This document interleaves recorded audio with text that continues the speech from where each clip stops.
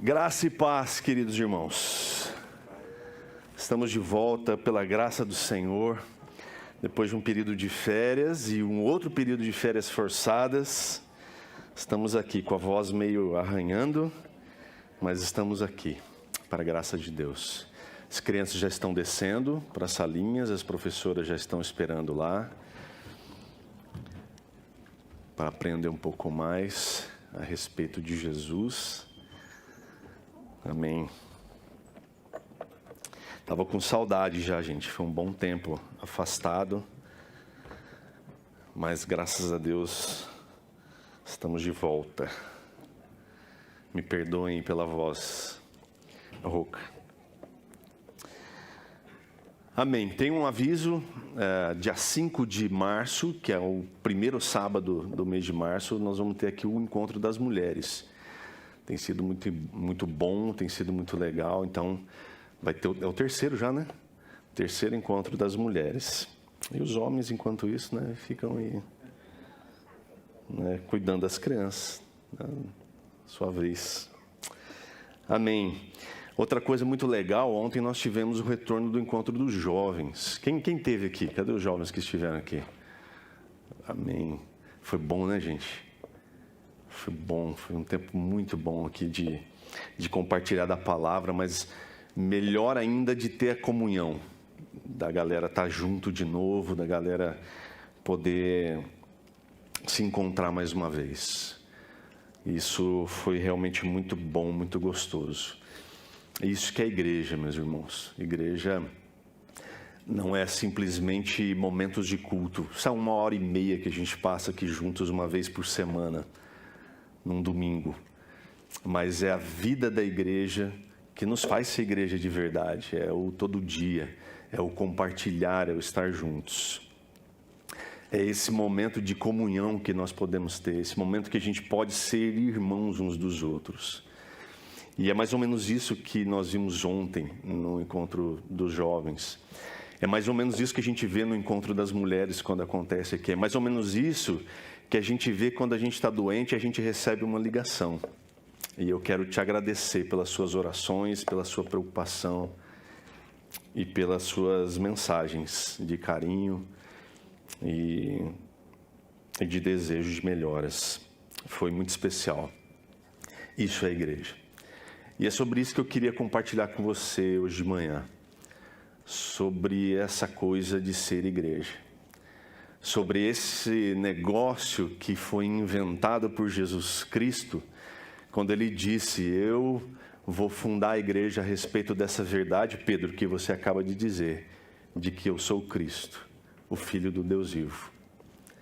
Então, quando Jesus Cristo inventa essa coisa chamada igreja, é para momentos assim, não de culto, não em que você vem para um lugar, para um prédio, senta numa cadeira confortável, ouve músicas e ouve alguém falando. Não.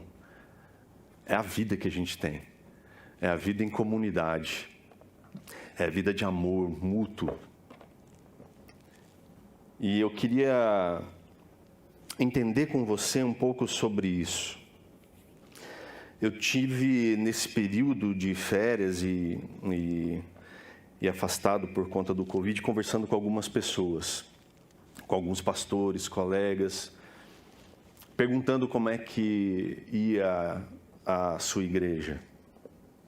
E desde o início da pandemia até aqui, existe uma coisa em comum. As igrejas estão se esvaziando. As pessoas sumiram da igreja. E talvez esse período de pandemia contribuiu muito para isso. Contribuiu porque, óbvio, é preciso tomar cuidado. Claro, nós estamos ainda vivendo esse momento difícil. Quando a gente imagina que a gente vai estar bem, parece que todo início de ano, né? Ou pelo menos os 2 últimos inícios de ano, a gente fala assim, agora vai. E a gente tem uma variante nova, que acaba atrasando as coisas. Então, quando isso acontece, as pessoas somem da igreja. Mas o engraçado é que os mercados continuam lotados. Os shoppings muito lotados. Os ônibus, então nem se fala. Mas da igreja as pessoas sumiram. Não é uma realidade só da nossa igreja, nem da igreja de Londrina, mas é uma realidade da igreja do Brasil. As pessoas desapareceram. E eu fui pesquisar os motivos pelos quais as pessoas deixam a igreja. E um artigo de uma revista cristã disse que a principal causa das pessoas deixarem a igreja é a decepção. Elas se decepcionam com pessoas. Olha só que coisa. Pessoas decepcionam pessoas. Eu fiquei chocado com esse dado, né? Com essa informação. Imagina isso, pessoas se decepcionando com outras pessoas.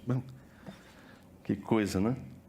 É fácil dizer que o fulano, e aí entra o pastor, o diácono, o presbítero, o irmão da igreja, o irmão que está sentado ao lado, é um hipócrita. E basicamente é a mesma reclamação. A hipocrisia no meio da igreja. E aí, de fato, isso acontece mesmo. Eu preciso reconhecer, isso acontece. Às vezes, a gente encontra hipocrisia no meio da igreja. Mas o engraçado de tudo isso é que as pessoas deixam de frequentar a igreja por conta da hipocrisia, por conta da decepção com as pessoas, mas nas empresas também tem hipocrisia, vejam só. Também tem. Mas ninguém pede demissão dizendo assim, puxa, meu chefe foi um hipócrita comigo. O meu colega de trabalho tem sido um hipócrita comigo. Então eu vou pedir demissão desse negócio. Não trabalho mais aqui.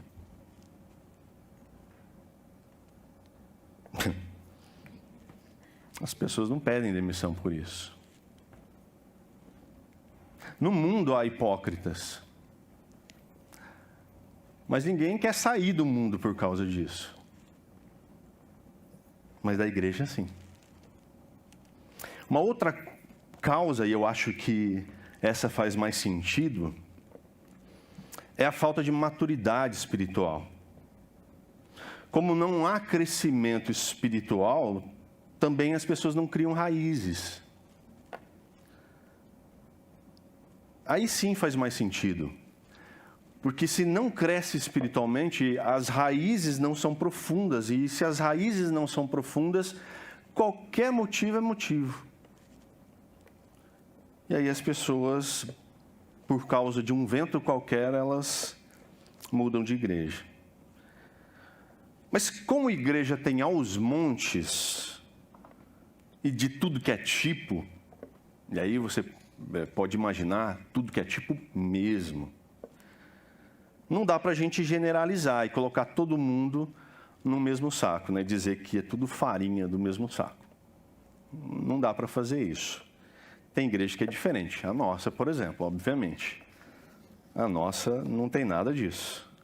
Então, se por aí afora a igreja é vista dessa forma, o que a gente pode então fazer para que essa visão a respeito da igreja ela seja reformada? Eu creio que a resposta não está no fazer, mas sim no ser. Então, que tipo de igreja eu e você devemos ser? Porque veja bem, quando você conversa com pessoas aí fora, que não são cristãs, elas até têm uma admiração por Jesus, elas até respeitam Jesus, mas a igreja é algo assim que elas não querem saber. A igreja, de uma forma geral, é muito mal vista. Então, como que a gente pode mudar essa imagem que a igreja tem? O engano está em querer fazer coisas. E aí, quando a gente conversa com os pastores amigos, a gente diz assim, escuta, o que você está fazendo? E normalmente a gente ouve, a gente está fazendo evento, a gente convida pregadores de fora, a gente faz um monte de coisas. Mas, às vezes, essas coisas que a gente faz, elas podem até melhorar a imagem da igreja por um momento, por um breve momento. Mas, na verdade, a pergunta deveria ser: o que você tem sido no meio em que você está inserido? Ou seja, que tipo de igreja você tem sido? Que tipo de igreja a sua igreja tem sido? E é sobre isso que eu gostaria de conversar com você hoje de manhã. Queria que você abrisse sua Bíblia em Atos capítulo 2.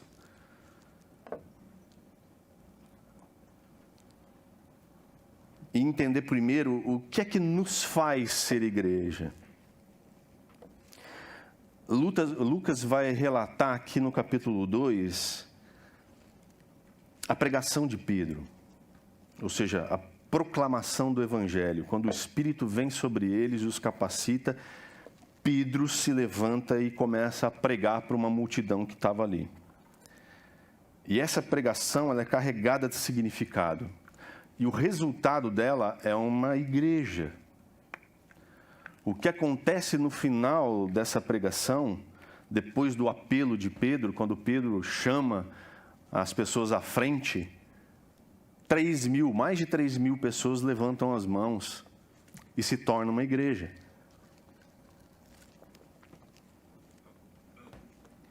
Pedro mesmo é um exemplo de transformação. Porque de ignorante e medroso que era, agora ele é um pregador. Ele é o homem que se levanta no meio dos discípulos e anuncia o Evangelho, com toda a intrepidez, claro, cheio do Espírito Santo. Então, a primeira coisa que Pedro fala no seu sermão é de que Deus mostra a sua autoridade em Cristo Jesus. Versículo 22 do capítulo 2 nos diz o seguinte: Pedro falando: povo de Israel, escute, Deus aprovou publicamente Jesus o Nazareno, ao realizar milagres, maravilhas e sinais por meio dele, como vocês bem sabem. Então Deus mostra a sua autoridade em Jesus. Pedro também fala que Jesus foi crucificado. E por quem? Por ninguém menos que todos nós. O versículo 23, ele diz assim: ele foi entregue conforme o plano pré-estabelecido por Deus e seu conhecimento prévio daquilo que aconteceria, com a ajuda de gentios que desconheciam a lei, vocês o pregaram na cruz e o mataram. Nós não estamos aqui na qualidade de pessoas inocentes, crentes belos e formosos aqui. Nós estamos aqui na qualidade de pessoas que crucificaram Jesus. E porque eu e você crucificamos Jesus por causa dos nossos pecados, nós somos dignos da sua graça. Não porque merecemos, mas porque Ele nos dignificou.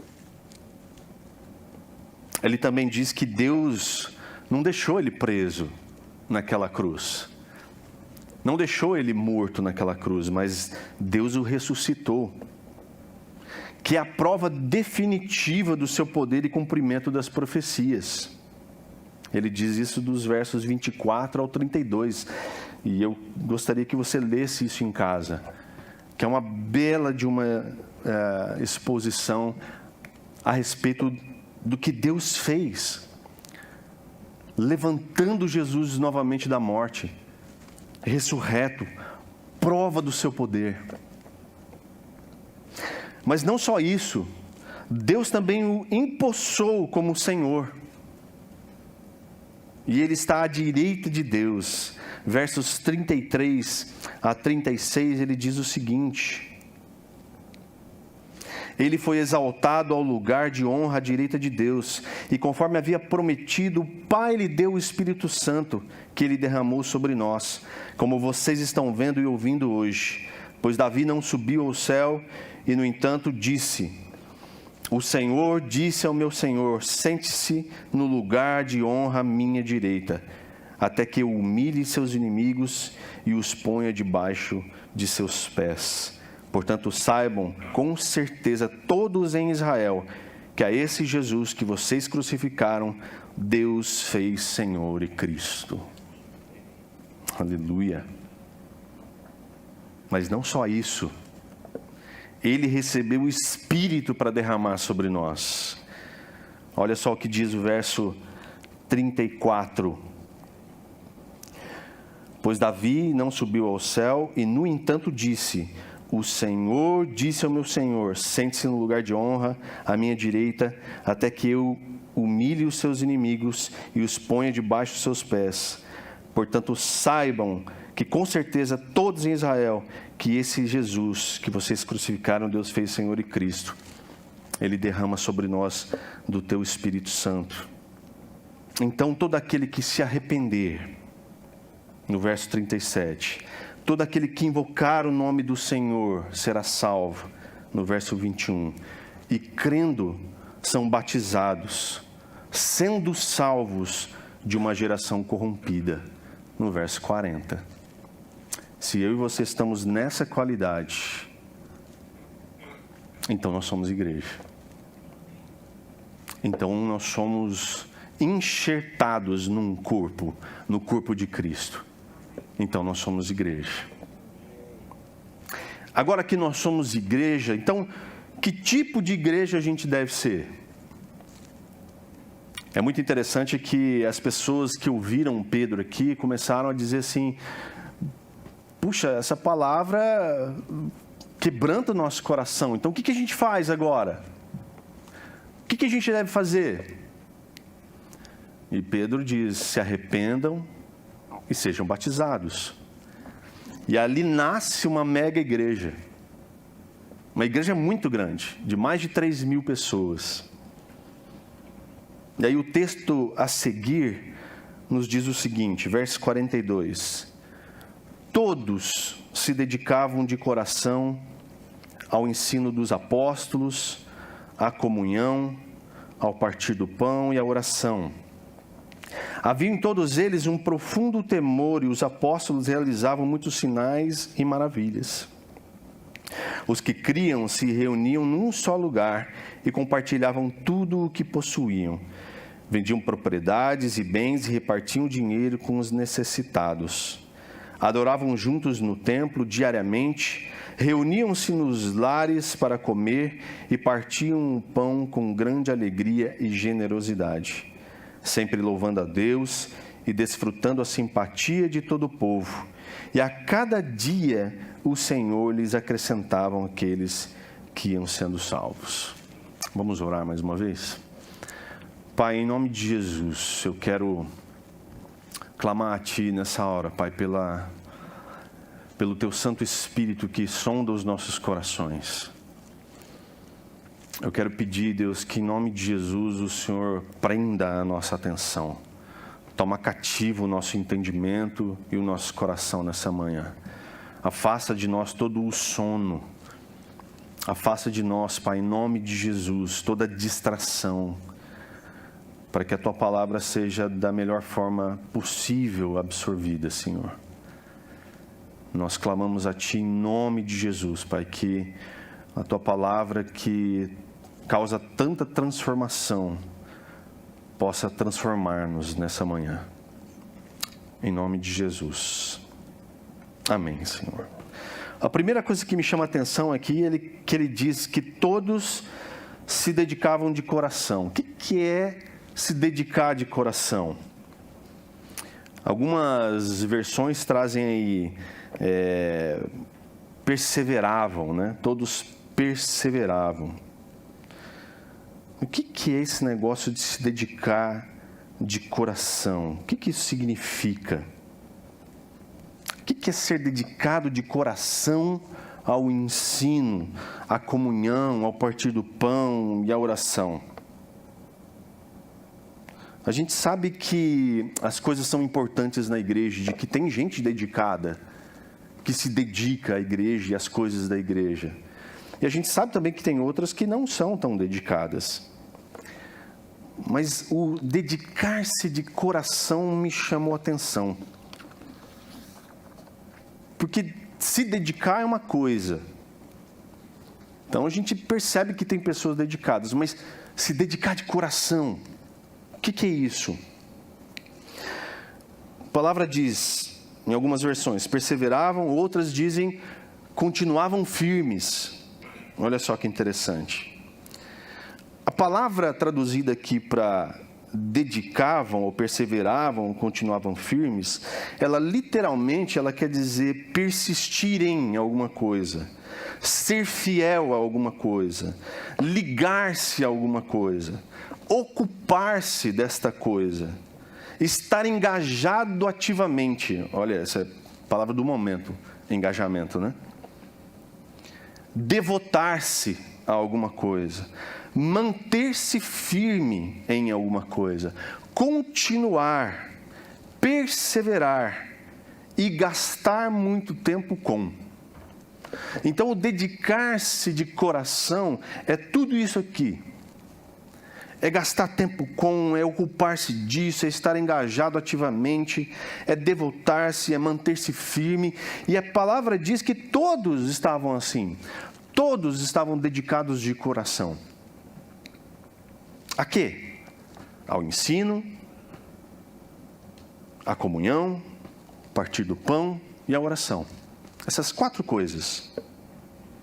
Então, esse dedicar-se de coração é mais significativo, por exemplo, do que reservar um tempo na vida da igreja. Tem gente, por exemplo, que acha que 1h30 na semana já é muito. Já é maçante demais. Lembre-se que a gente está falando aqui do estilo de vida de comunidade, dos convertidos. É de gente convertida aqui, lembra lá, né? No capítulo 2 lá, o discurso de Pedro, que entra no coração daqueles irmãos, então eles se tornam uma igreja a partir da pregação do Evangelho. Então, o estilo de vida de gente convertida é de gente que se dedica ao ensino, à comunhão, ao partir do pão e à oração.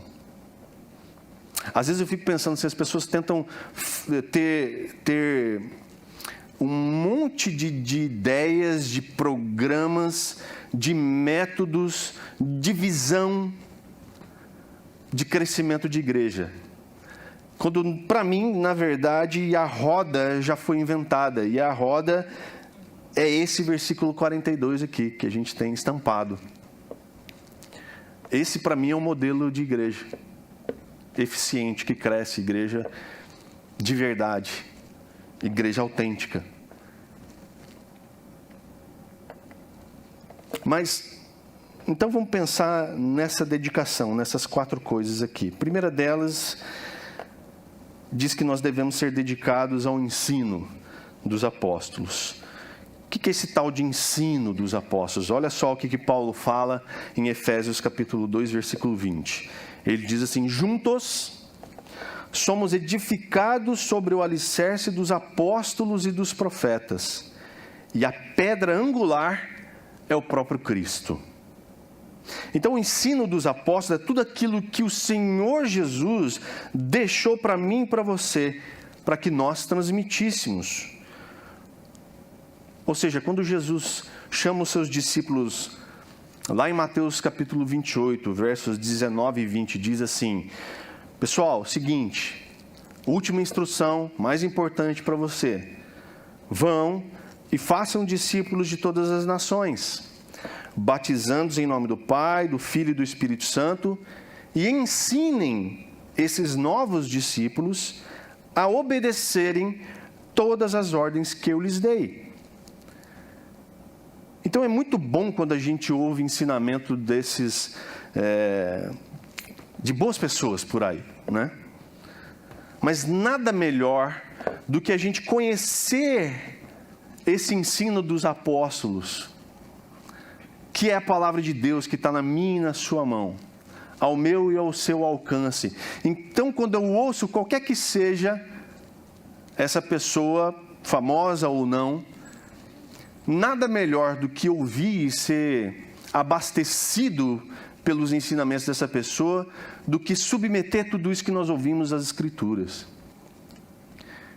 e dizer, puxa, legal, tem fundamento. Gostei desse cara. Gostei dessa pessoa. Porque quando a gente consegue, por causa da nossa dedicação de coração aos ensinos, ao ensino da palavra, submeter tudo aquilo que a gente ouve, que a gente aprende a palavra e colocar isso à luz das Escrituras, então muda tudo. Aqueles irmãos dessa igreja de Atos, eles não tinham mais por que ouvir os ensinos dos fariseus, nem dos mestres da lei, nem dos rabinos, porque eles sabiam de onde vinha o verdadeiro ensino. Ou seja, vinha das pessoas que andavam com Cristo. Olha só o que diz o verso 43. Havia em todos eles um profundo temor, e os apóstolos realizavam muitos sinais e maravilhas. A dedicação à palavra de Deus, ou seja, a dedicação de coração à palavra de Deus, certamente vai gerar em mim e em você um profundo temor. E veja, temor não é o medo de que alguma coisa ruim possa acontecer com você, se você andar fora da linha. Mas o temor é o respeito de levar Deus a sério. Porque é algo que falta hoje no meio cristão. O respeito de levar Deus a sério. A reverência. Hoje, para você ter uma ideia, eu vi esse negócio e eu fiquei assim, impressionado. O pessoal do novo BBB começou o BBB fazendo uma oração. Eles se juntaram e oraram. Desculpa, meus irmãos, mas para mim isso não é levar Deus a sério. Não é. E tem muito crente achando isso legal. Agora eu vou assistir BBB, vai estar santificado, né? Começaram orando, então, bora, está liberado. Meus irmãos, isso é muito sério. Isso é muito sério. A dedicação à palavra de Deus e, consequentemente, o temor, certamente vai nos levar a experimentar esses sinais e maravilhas também. E deixa eu te dizer uma coisa. Quando a gente pensa em sinais e maravilhas, a gente já imagina um monte de coisa, né? Milagres acontecendo, cego enxergando, paralítico andando. E, poxa, quem sabe um dia a nossa igreja seja cheia dessa unção, do poder. Mas a maior das maravilhas e sinais é um coração transformado. Ah, meus irmãos, não tem coisa melhor. Não tem coisa melhor. Então, quando eu e você nos dedicamos ao ensino, à palavra de Deus, uma coisa é certa, vai haver em mim e em você um temor profundo do Senhor, e esse temor vai nos levar a cada vez mais respeitar esse Deus. E respeitando esse Deus, eu e você vamos ver a maior das maravilhas e maior dos sinais, que é coração transformado. Pecadores se rendendo a esse Cristo. Pecadores se rendendo ao senhorio de Cristo. Ah, meus irmãos, aí sim eu e você vamos ser dedicados de coração ao ensino. Dedicados à palavra. E deixa eu te dizer outra coisa. Dedicados à palavra não significa que você precisa fazer um plano de leitura bíblico anual. Não é isso. Mas é ler, orar e viver isso. Não adianta você simplesmente fazer uma leitura e aí você precisa, né? Puxa, hoje já é dia 5, eu tenho que ler 3 capítulos. E dá-lhe ler 3 capítulos aqui. Mas você precisa absorver isso com reverência, com respeito, e dizer: Deus, o que é que o Senhor quer dizer para mim hoje? A igreja que eu e você devemos ser também é dedicada à comunhão. Então o texto diz aqui: havia comunhão entre esses irmãos. A gente sempre ouve falar que numa igreja tem que ter comunhão, né? Muito legal isso, né? Mas que comunhão é essa? É essa tal de koinonia. Nossa, que legal, nome bonito. Mas o que é isso mesmo? A verdadeira comunhão, primeiro, só é possível se eu e você estivermos alinhados com a nossa comunhão com Deus primeiro. Ou seja, a comunhão só vai acontecer se ela for primeiro vertical. Se ela for vertical, consequentemente ela vai ser horizontal.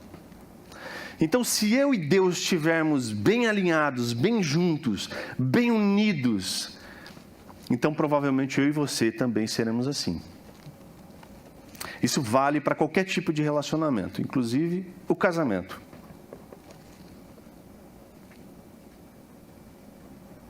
Ou seja, também essa comunhão é a gente se colocar com os nossos interesses, que muitas vezes são egoístas, deixar esses interesses de lado e visar sempre somar forças com os nossos irmãos. Eu lembro de um vídeo que surgiu há bastante tempo de crianças aquele chamado Ubuntu, eu acho que é isso, que um pesquisador fez uma corrida com as crianças e no final tinha algumas frutas e não dava para todos eles, né? E ele disse, olha, o ganhador come as frutas. Eles se deram as mãos e correram juntos até a linha de chegada, e chegaram todos juntos. E aí o pesquisador foi perguntar para essas crianças, por que vocês fizeram isso? Ele falou assim, como que um de nós ficaria feliz e os outros não? Todos nós somos um. Né? Comunhão é isso. Eu não posso me conformar com a ideia de que há alguém entre nós infeliz. De que há alguém entre nós, por exemplo, passando necessidade. Então, como eu posso me alegrar se há alguém que é corpo junto comigo? Lembra o que Pedro explicou na pregação dele? Como que eu posso me alegrar se alguém que é corpo junto comigo padece? Então, essa verdadeira comunhão é sempre um caminho de mão dupla, onde eu sempre vou estar interessado na saúde espiritual, física, emocional do meu irmão. Essa verdadeira comunhão, ela nos leva a ter objetivos, alvos em comum. A gente caminha numa mesma direção. A gente segue junto. Porque essa comunidade, ela é dedicada na comunhão, então ela caminha junta. Ela não vive num cabo de guerra, onde um grupo puxa para um lado e outro grupo puxa para o outro. Ela caminha sempre numa mesma direção. Isso torna as coisas mais leves. Veja o que diz no verso 44 e 45. Diz assim, os que criam se reuniam num só lugar e compartilhavam tudo que possuíam. Vendiam propriedades e bens e repartiam dinheiro com os necessitados. Então, a dedicação de coração a essa comunhão nos leva a compartilhar o que temos. Veja, não se trata aqui de uma indicação de que a gente precisa viver num sistema socialista. Por favor, não entenda assim. E também não se trata aqui de um incentivo a viver aquela vida em comunidade, onde você se retira, compra um sítio, vai todo mundo para aquele sítio, constrói cabanas e vive todo mundo naquele lugar. Não é assim também. Não é isso. Mas o texto nos mostra que é mais uma postura generosa e voluntária de verdadeiro amor na prática. Simples assim. É voluntário, é generoso, é amar o irmão e aquilo que eu falei que ver a necessidade E essa necessidade nem sempre é financeira, nem sempre... Ela pode ser emocional. E amá-lo ao ponto de oferecer, de compartilhar. O que você pode compartilhar com alguém que tem uma necessidade emocional? O seu abraço, o seu tempo, o seu ouvido.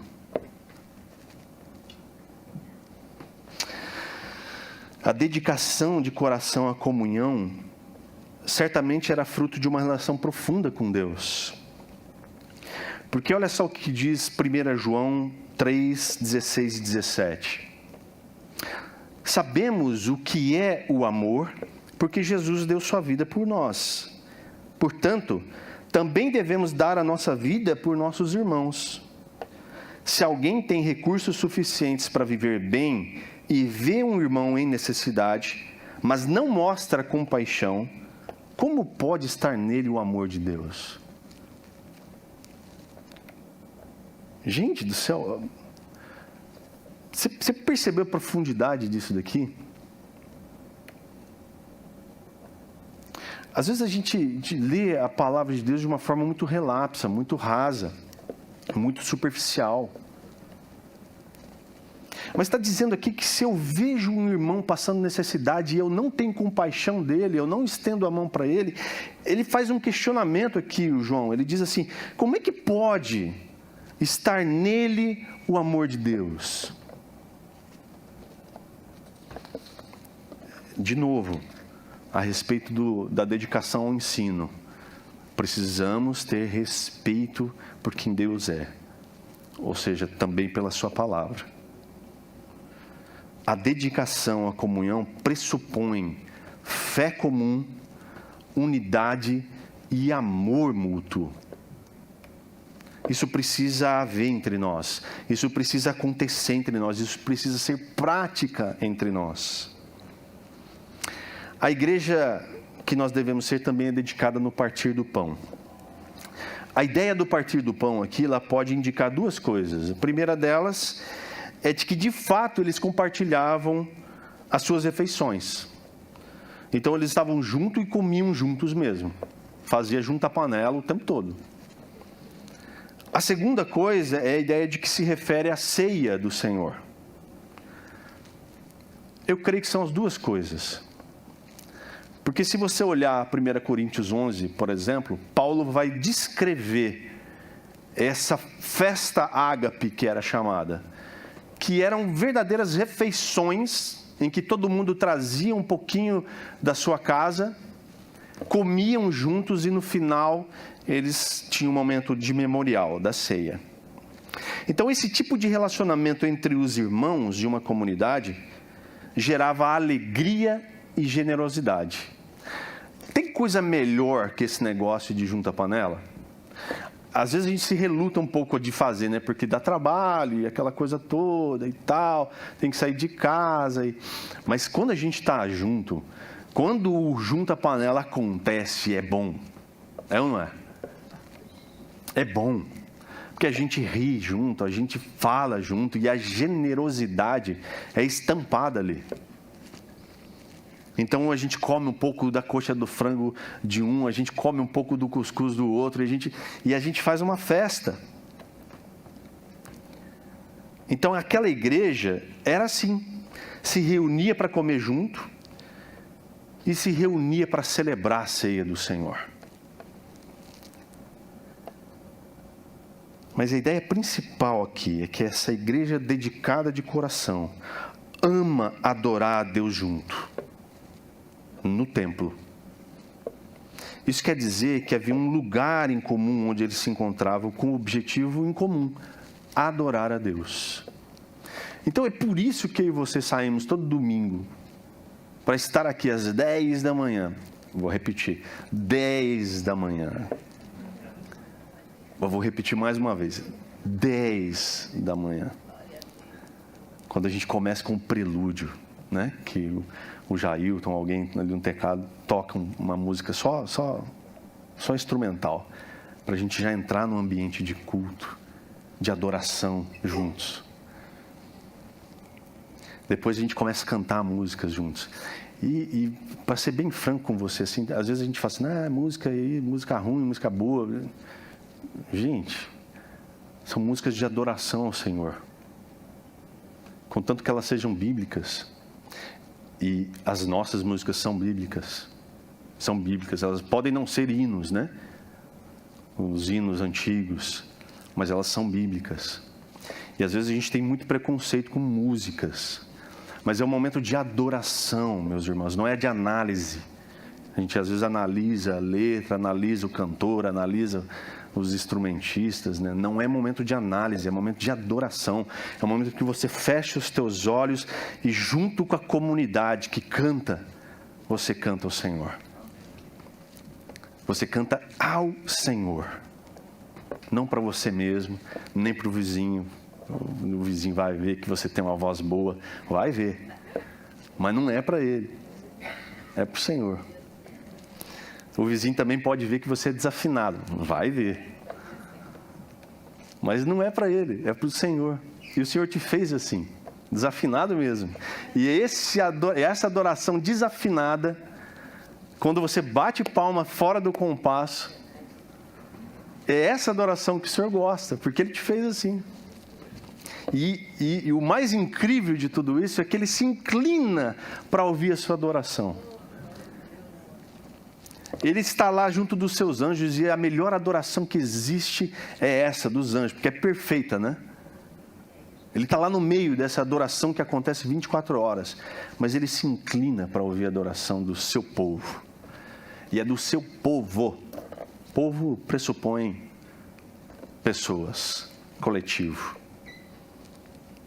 A igreja dedicada de coração também ama se reunir nas casas para compartilhar o pão. Não é só no templo. É por isso que nós temos os nossos grupos pequenos aqui, os nossos GPS. Eu não vou nem perguntar quem faz parte de GPS aqui, para não ficar chato. Mas eu quero encorajar você que não faz parte de um GPS. Comece a fazer parte. É muito bom. Eu soube de um grupo aí que quando se reúne come torresmo. Gente do céu, mas é um festival. Deixa eu falar para vocês, é um festival. Esse grupo que eu fiquei sabendo, é a competição de quem leva a coisa mais gostosa para comer. Mas não para aí, não para na comida. Eles também se deleitam na palavra. E é maravilhoso isso, gente. Eu não sei o que você está fazendo ainda, você. Aposto aqui são 2 ou 3 só. Eu não sei o que você está fazendo que você não faz parte de um GPS ainda. Depois você me procura, eu vou te indicar um, tá bom? Se não tiver, eu vou encorajar você a começar um.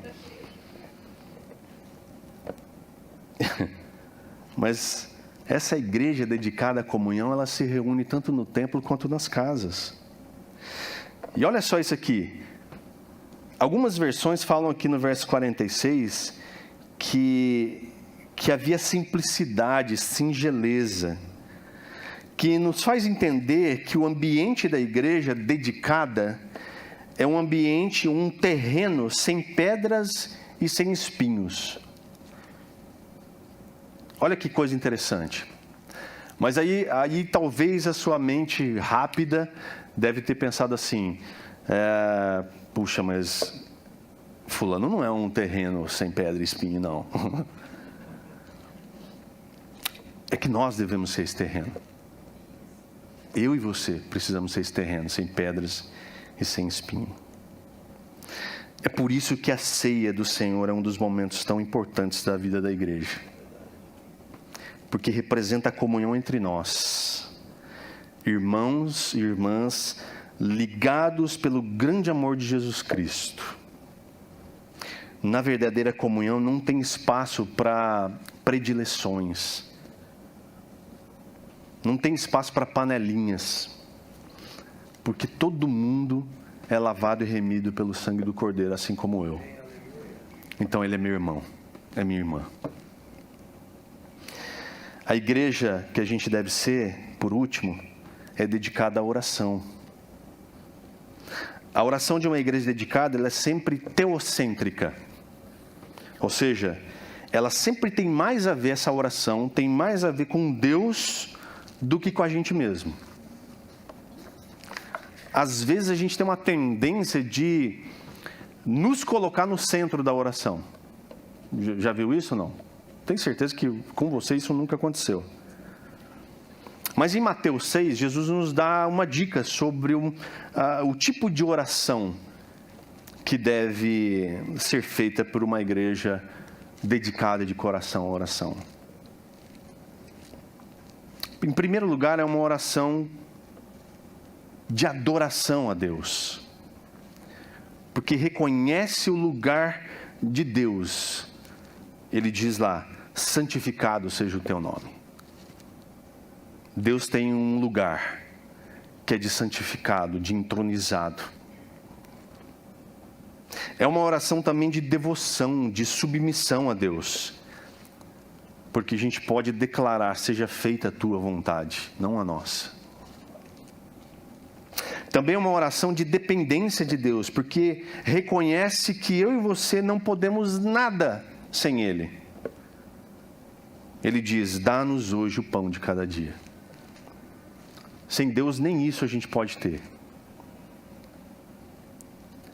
É uma oração de confissão também, porque reconhece que nós, igreja, somos pecadores. Perdoa as nossas dívidas. É uma oração consciente do que se precisa pedir. Diz: não nos deixe cair em tentação, mas livra-nos do mal. Porque muitas vezes as nossas orações, elas são carregadas de pedidos, e a gente pede muito. Mas Deus é bom. E Ele, sendo um Deus bom, sabe dar coisas boas aos seus filhos. Mas a nossa oração devia ser, antes de tudo, teocêntrica, ou seja, colocar Deus no centro dela e dizer o quanto Ele é adorado, o quanto nós dependemos dEle. É uma oração carregada de gratidão, de louvor a Deus.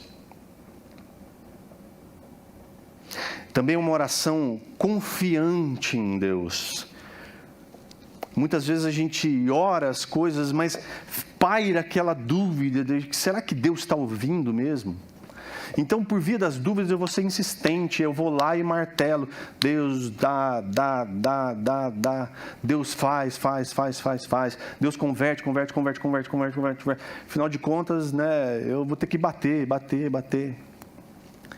Mas, na verdade, a oração ela precisa ser confiante de que Deus ouve, e se Ele é um Deus, e Ele, sendo bom, sabe dar coisas boas aos seus filhos, Ele não fará?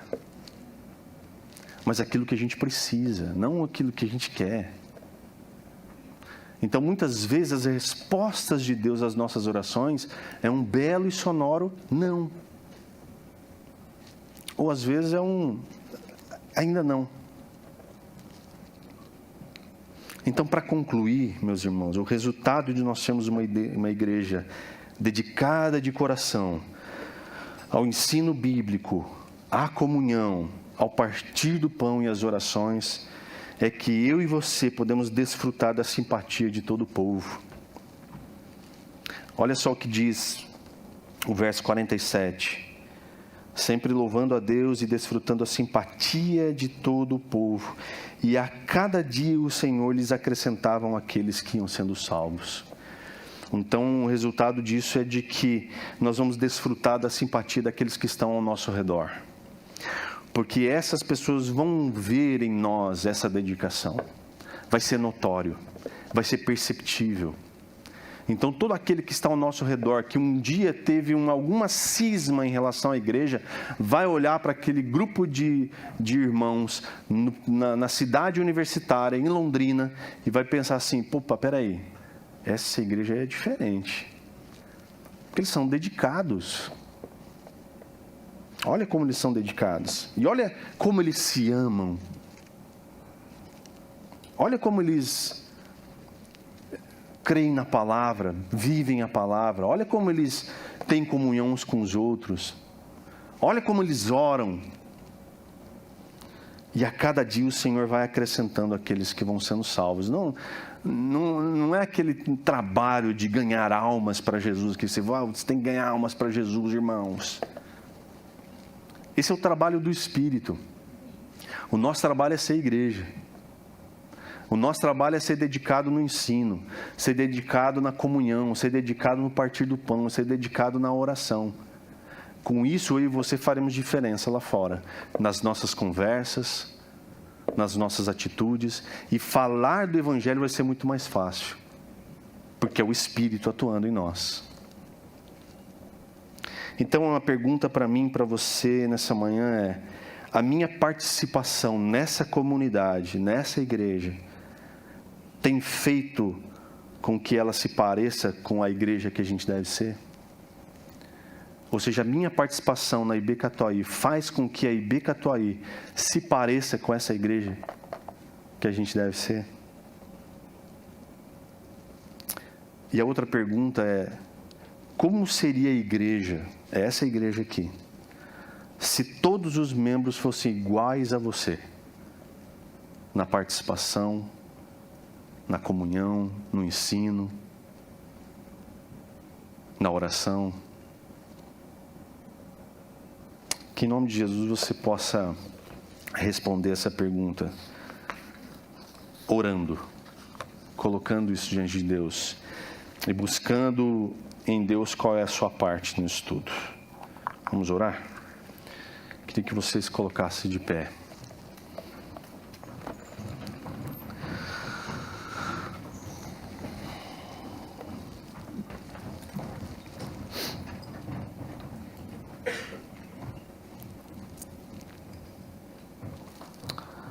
Senhor, nós nos alegramos em Ti, Senhor. Primeiro porque nós temos essa liberdade de fazer parte de uma comunidade, temos a liberdade de cultuar o Senhor, nesse lugar de janelas abertas, sem que nós sejamos repreendidos por isso. Nos alegramos porque nós temos o privilégio de fazermos parte de uma comunidade. Porque a Tua obra na cruz nos proporciona isso. Obrigado, Pai, por nos juntar aqui como irmãos, como igreja. Porque sendo irmãos, nós podemos desfrutar, Senhor, de tudo isso que a Tua palavra nos diz, que uma igreja dedicada faz, ou melhor, de que uma igreja é. Então, Pai, em nome de Jesus, gere em nosso coração, Senhor, esse profundo temor do Senhor, esse respeito por quem o Senhor é, de modo que essa dedicação ao ensino, a comunhão, o partir do pão e a oração vai nos levar, Senhor, a experimentar esses sinais e maravilhas de vidas transformadas que virão.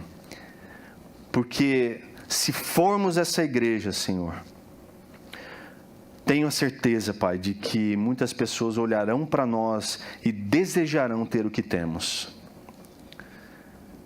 Porque a Tua palavra diz que é o Senhor que acrescenta aqueles que vão sendo salvos. Então, Pai, em nome de Jesus, nos abençoa como igreja. Nos faz ser essa igreja, Deus, é isso que nós desejamos. Gera em nosso coração desejo por isso, Pai, para a honra e glória do Senhor. E que o amor de Deus, o nosso Pai, nos envolva de uma tal forma que nós tenhamos a certeza de que o Senhor nos chamou para isso, para ser igreja, junto com os nossos irmãos. Que a graça de Jesus, o nosso Salvador, o nosso Senhor, nos una na cruz, como irmãos em Cristo, que fomos enxertados nesse corpo, e que a comunhão do Espírito Santo nos una cada vez mais, para que a gente seja uma igreja interessada uns nos outros, na saúde física, espiritual e emocional uns dos outros, servindo de suporte para suportar uns aos outros. Nos abençoa, Senhor. Nos leva agora para casa, debaixo da Tua graça, debaixo do Teu amor. E que o Senhor nos dê uma semana abençoada em nome de Jesus. Amém, Senhor. Amém, queridos, que Deus abençoe você, que você tenha uma semana abençoada, cheia da presença de Deus na sua vida, e que essa presença de Deus possa ser cada vez mais irradiante, que as pessoas ao seu redor percebam o Senhor que vive em você. Amém? Que Deus abençoe você, meus irmãos.